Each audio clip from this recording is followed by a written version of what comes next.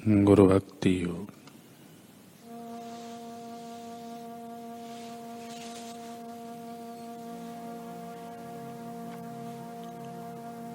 गुरु ज्ञान के पथ प्रदर्शक हैं।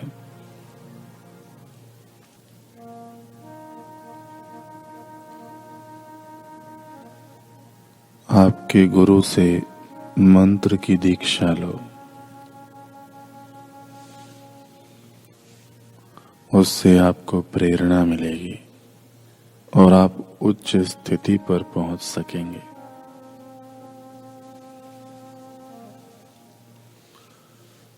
आपके बदले में गुरु साधना नहीं करेंगे, साधना तो आपको ही करनी होगी। गुरु आपको सच्ची राह दिखाएंगे। गुरु शिष्य के लिए सच्चा योग पसंद कर सकते हैं। गुरु की कृपा से शिष्य अपने मार्ग में स्थित विघ्नों एवं संशयों को पार कर सकता है।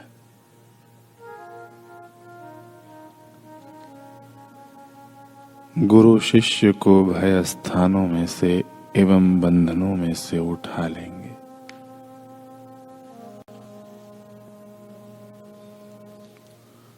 अपने गुरु की सेवा करने के लिए अपने प्राण एवं शरीर का बलिदान देने की तैयारी रखो,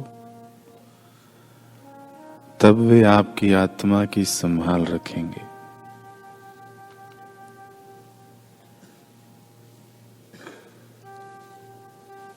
अगर आपको सद्गुरु प्राप्त नहीं होंगे तो आप आध्यात्मिक मार्ग में आगे नहीं बढ़ सकेंगे।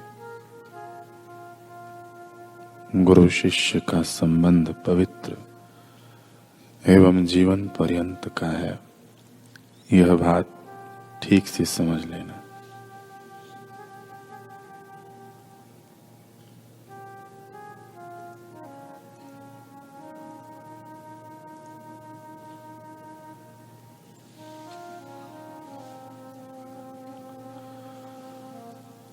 कल हमने सुना भाई बुद्धू शाह गुरु जी से प्रार्थना करते हैं कि इस बार उसके भट्ठे की ईंटें पक्की निकलें।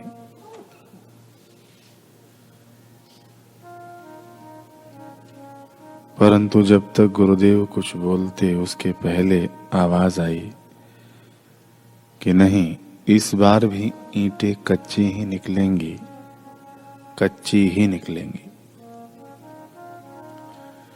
ये वचन बाहर द्वार की तरफ से आए थे, वहां खड़ी उस भिखारी के मुंह से निकले थे। भाई बुद्धू शाह का मन तो किया कि उस भिखारी की काली जुबान खींच लें, लेकिन तभी गुरुदेव ने कहा, बुद्धू शाह वचन तो हो गए, अब ईंटें इस बार भी कच्ची ही निकलेंगी। भाई बुद्धू शाह हड़बड़ा गया, नहीं नहीं गुरुदेव, यह तो इस भिखारी की बकवास है, वचन थोड़े ना है, वचन तो आप बोलते हैं। गुरुदेव के श्रीमुख पर गंभीरता छा गई। उन्होंने कहा, नहीं बुद्धू शाह, निश्चय ही यह वाणी सत्य होगी, क्योंकि दरिद्र सी हालत में दिखने वाला यह कोई भिखारी नहीं बल्कि हमारा परम भक्त लखू पटोलिया है। बहुत दूर से बड़ा लंबा सफर तय करके यहाँ आया है।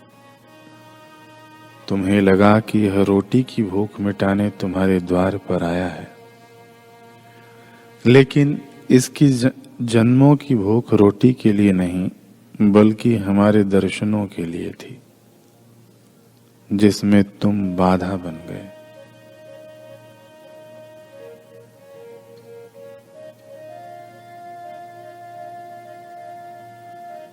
विरह प्रेम समर्पण में इसने अपने आप को इस कदर तपा लिया है कि यह हमारा ही रूप हो चुका है।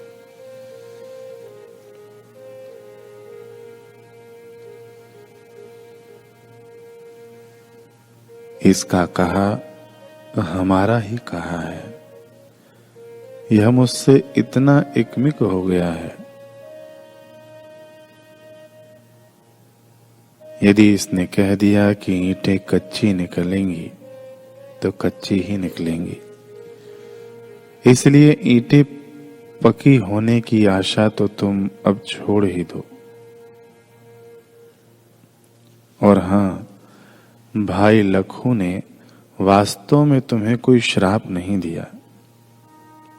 यह तो प्रकृति ने जबरदस्ती उसके मुख से निकलवाया है, क्योंकि प्रकृति जानती है कि जिस व्यक्ति की आंखें पके भक्त की पहचान न कर पाई, उसे पकी ईंटें मिल भी गईं तो क्या लाभ।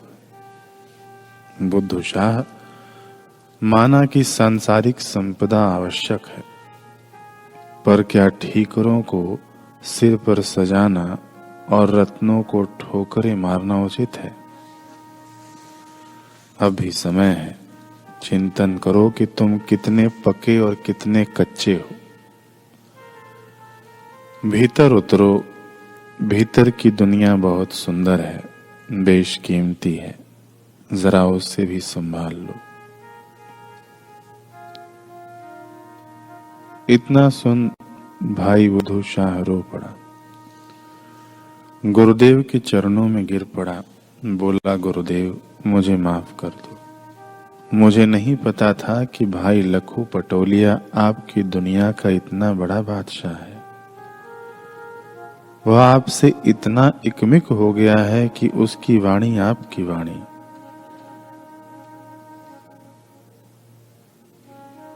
मैं उसे भिखारी समझने की भूल कर बैठा था।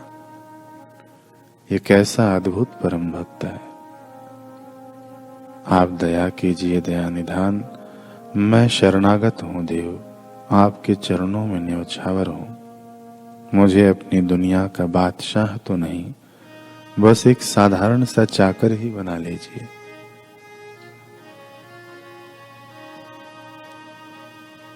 गुरुदेव मुस्कुरा पड़े और अब जो वचन कहे वे बेहद अद्भुत थे। उठो भाई बुद्धू शाह, हम वचन कहते हैं कि ईंटें तो कच्ची ही निकलेंगी, लेकिन बाजार में बिकेंगी पकी की भाव पर। और सच में ऐसा ही हुआ। बारिश के चलते सब जगह ईंटों का अभाव हो गया, लेकिन राजा के किले की दीवार का कार्य समय पर पूरा होना था। सो जब ठेकेदारों को कहीं से ईंट नहीं मिली, तो उन्होंने भाई बुद्धू शाह की कच्ची ईंटों को भी पकी ईंटों के भाव में ले लिया। सो भाई बुद्धू शाह की भट्ठी की ईंटें भले ही कच्ची रहीं, पर भाई बुद्धू शाह अवश्य ही गुरुदेव की भट्ठी की पकी ईंट बन गया। गुरुवर का दामन मत तजना, मन उनका भी आहत होता है। तेरा उज्जवल भविष्य लाने को वो जागता है जब तू सोता है। तुझे याद तो होगा जब उन्होंने तुझे बिना शर्त अपनाया था। व्याकुल और बेहाल था तो दुनिया का ठुकराया था। गुरुवर ने कहा था, सुन पगले, जब संग हूं मैं क्यों रोता है। तेरा उज्जवल भविष्य लाने को वो जागता है जब तू सोता है। संशयों के वन से बाहर निकल, श्रद्धा का सेतु दिख जाएगा। गुरु वचनों को स्मरण तो कर, विश्वास भी दृढ़ हो जाएगा। उसकी हैं निगाहें तुझ पर ही, पग पग पर साथ वो होता है। तेरा उज्जवल भविष्य लाने को वो जागता है जब तू सोता है। रक्त संबंध तो 84 में भी फिर बहुत मिल जाएंगे। कैसे चलते हैं इस पथ पर, क्या झूठे नाते बतलाएंगे। माता पिता भाई बंधु नहीं गुरु से श्रेष्ठ कोई होता है। तेरा उज्जवल भविष्य लाने को वो जागता है जब तू सोता है। क्यों व्यर्थ की बातों का अपने मस्तिष्क पर बोझ उठाता है। इस स्वर्णिम समय में क्यों सुमिरन सेवा से जी को चुराता है। गुरु आज्ञा के उल्लंघन में नहीं हित शिष्य का होता है। तेरा उज्जवल भविष्य लाने को वो जागता है जब तू सोता है। नूतन इतिहास का है साधक, तुझे स्वर्णिम अक्षर बनना है। गुरुदेव के दिए किरदार को तुझे सुपात्र बनकर पूर्ण करना है। अनुशासन में रहने वाला ही, आज्ञा में रहने वाला ही गुरुवर को अति प्रिय होता है। तेरा उज्जवल भविष्य लाने को वो जागता है जब तू सोता है। तेरा उज्जवल भविष्य लाने को वो जागता है जब तू सोता है।